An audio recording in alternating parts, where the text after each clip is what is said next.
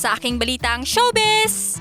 Oo, yes, hiwalay na kami. Matagal na, months ago na, hiwalay kami. Ito ang kinumpirma ng aktor na si Anthony Jennings sa mga haka-hakang hiwalay na sila ng non-showbiz girlfriend na si John Villanueva. Sa ginanap na press conference itong Biyernes, November 29, maring itinanggi ni Anthony na may kinalaman ang ka-love team niyang si Maris Racal kung bakit nauwi sa breakup ang relasyon nila ni Jam. Personal yung rason Si Jamela naman kasi, hindi naman siya artista, so pribado talaga. Personal kumbaga. Request ko lang din syempre sa lahat na huwag na ring guluhin yung tao. And sa akin naman yun, nasa akin ang pagkukulang.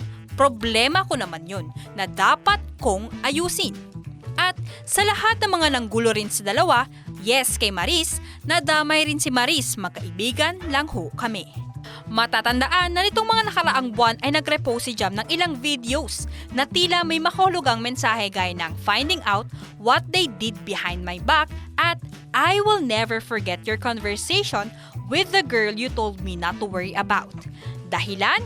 Upang paghinalaan ng mga netizens na hiwalay na sila ni Anthony. Samantala, muling magsasama sina Anthony at Maris sa teleseryeng Incognito. At yan ang aking balitang showbiz. Para sa impilang metodong lakas, DWIC, ako si Elaine de Malanta, nagbabalita ng tama, naglilingkod ng tama.